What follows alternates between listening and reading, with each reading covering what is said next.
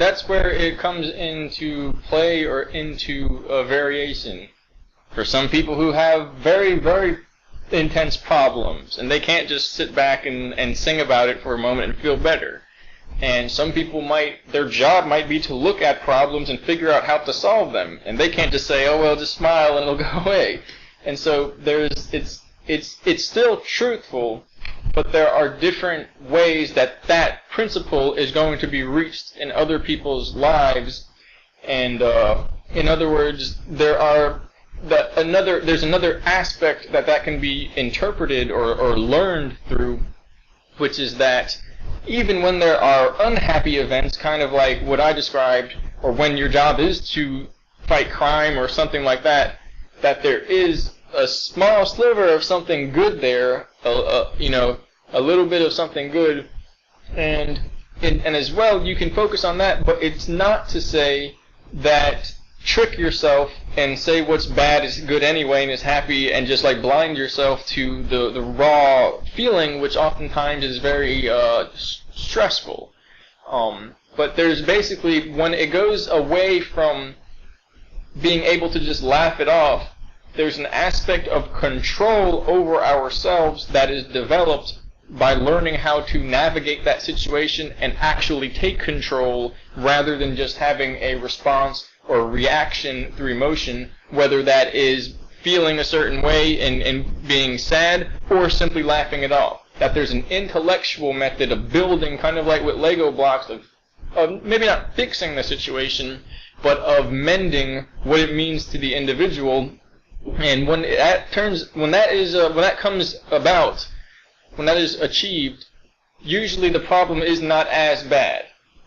And you can always say there's something worse. And then, but that variance is when, well, what about that guy that says whatever you say is worse for you, that could be, what about the guy or the girl that's having that? What do they say? And does it keep going? And there's always an interplay, but eventually it's a balance between just being positive and being smart enough to know not to trick yourself, but to how to take control and what can be done, and the difference between what can be done and what can't be done. And if there's nothing that can be done, then you can't worry about it because it won't change anything. And if there is something that can be done, then you can't just sit back and laugh it off, because the problem's going to come back over and over again.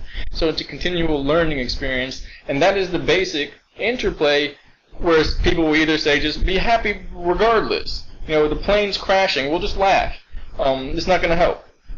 Unless, again, there's nothing that could be done, which in that case, but say you could take control of the plane and guide it, and then you don't have to just laugh it off. You can be very intensely, scared and crash land and save everybody or save yourself. Well, that's another outcome, and that's another reality that we have access to in probably the majority of the situations, because even the ones where something happens to the body and doctors tell us one thing, apparently a lot of the time it's not like that, and you can find other options, and they don't like to tell people that. And with finance and things like that, it's very difficult, but there's often another way, and usually it has to do with the mind and mentality. And this goes into a whole bunch of other stuff about basically that there is technology that could fix everything, but if that happened, we wouldn't learn how to overcome that mental aspect. And it's kind of like using a GPS, and it tells you with the voice to turn left or turn right. And some people drive every day, and the GPS breaks, and they don't know how to get there anymore because they've been using it. And I do this sometimes with Google searching when I forget a fact or a word definition, and I search it instantly. But if you sit there and go, no, I need to make my brain work and get stronger, which is how it works, and you fight for the memories, you'll go, oh, this is what it means, and these memories come back, and that natural process is stressful, but it makes a person smarter and stronger.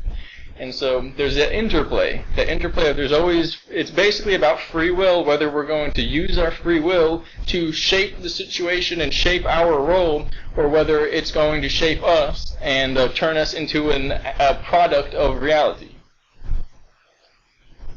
Okay. And what is going to happen with the planet, with Earth? What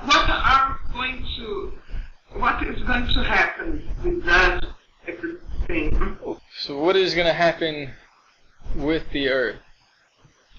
In your point of view? A lot of things. The most easy way to describe this is that just like I described how everyone has this basic option, a duality between one and another of free will or automation where we don't have free will and we're dominated by events, feelings basically, or whether we choose how we're going to feel and take control from a spiritual aspect beyond brain chemicals and beyond objects of what we physically do, but how we feel spiritually. And so there's an interplay in a person's life that's a spectrum of how that's going to play out and the options that they have. Every person has that interplay of at least two. Then you have a variety of situations where there are interplays of where and how that's going to be experienced in a variety of tests or problems or however that's going to be experienced in any given person's experience or life. And so the strange thing is that in that sense, the easiest way to describe it is that every possible opportunity, every possible outcome will be achieved and explored in what people describe as the shift of consciousness or the event or the shift of the ages or the unveiling or the apocalypse or whatever people want to call it. And it's that the possibilities in a person's conscious mind of various realities that we're connected to all have to come together back to one, which is what it was in the beginning before this event happened that splayed time out into multiple realities that are out of sync with each other. So we're kind of not communicating with our other selves. And the way back to that is that all the possibilities, it's like you have the 5 colors or a color wheel, and you have the basic colors. You can mix each one and make thousands to millions of colors, depending on if you start mixing the mixes in between them. So the realities are like that, and there's apparently 9 separate realities, and our consciousness exists separately in each of them, or at least to a certain degree for the amount of the population. And in order to recognize ourselves as the one or the original that all of those came from and will have to combine back to, we have to examine the possibilities between all of them. And it's not as easy as you think. It's not as if a day will replay and everything will be different in that day that replays and it will replay 1,000 million times, but it's that the information that's combined in those different possible experiences that would have that opportunity of shaping our consciousness and giving us the chance to step up, experiences that are that powerful that would shift every event that you could imagine, the most powerful of those experiences will happen. For those who are geared towards low consciousness, they're going to attract very intense, stressful, and possibly violent types of experiences, kind of like animals. And those types of people are here in largely the cities and the largely populated areas. And if a disruption occurs in what we consider to be normal now, the people do not know how to feed themselves and take care of themselves. And it's a massive billion-dollar infrastructure all over the world that pumps food, oil, gasoline, water into people and pumps poop and pee and dead bodies and medicine and all this stuff in and out. If that is disrupted, we have basically a time bomb. So that's the beginning, the bottom of the pyramid, you could say, and then that will go all the way up to the top where you have the highest amount of change, where there are people who are basically becoming eternalized consciousness, and they gain, right now there's the body and the mind, and we're primarily body for the most of humanity. It's mainly bodies that are doing things. If your mind is offset and in a problem, well, you feel very disrupted. But if your body gets, kind of cut in half or something, well, it's a big problem. It's a bigger problem than if you have a bad day.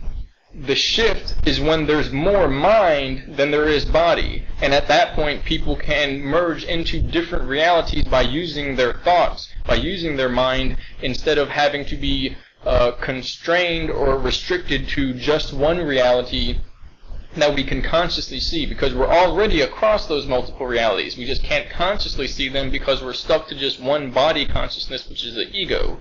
In that sense, though, say there was a problem and somebody has awakened this power that is in the DNA, that is in their mind, that is natural to the human, but is asleep right now, they could change the events of that problem by being happy. But by being happy and choosing, it could literally make a wall fall down. It could make what they need in that exact moment appear before them. And this is how it was in earlier times, and they would call it miracles. Another way of describing it is a 5-dimensional overlay, where what we don't have access to in a direct timeline, meaning the fruit on the tree is going to grow and then it's going to fall out and we can eat it. That's in our timeline. Well, what if right now I want a field of fruit and watermelons? Well, that would be a miracle because they're not planted here yet. But if you had access to a creationary power that could merge this timeline and world to one that we don't think exists yet, that is off in hyperspace, then you could bring that here. And the miracles is what that's called, because our spirit originates, our true feeling originates from beyond all of time, higher than the 5th dimension, where all the possibilities are as one. And our body and our ego, that's what's separated out here in the individual timelines that they come from the all-time, but as we are now, it's like you come from one and then they splay out and then they come back. Right now we're in the splayed out part, so there's a big gap between all these possibilities. If you need a big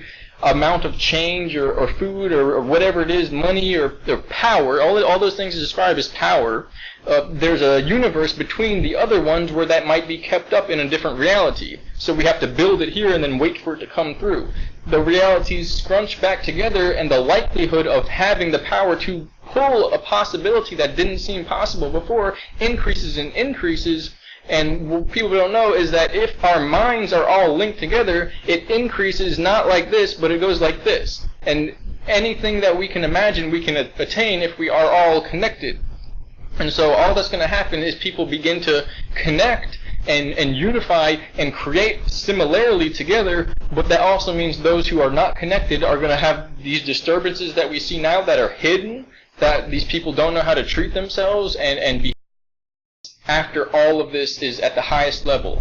And the final enemy, it's written in the Bible in ancient texts, although the Bible is rewritten, but ancient texts talk about it, and they rewrote it because there's information in there that touches on all of this. It's multidimensionality.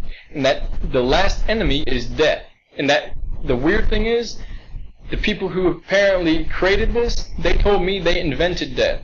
That they found out that systems like a computer, everybody lived in a happy land, if you will, and they coded into the computer with a team of magicians the ability to die and have disease, and they gave themselves immortality, and they made everybody else die and get sick and have disease, and they invented money and religion and lies and all these things. And I still don't know how I feel about that, but that's what it is. But the main idea is that all that is ending when all of this begins to complete itself.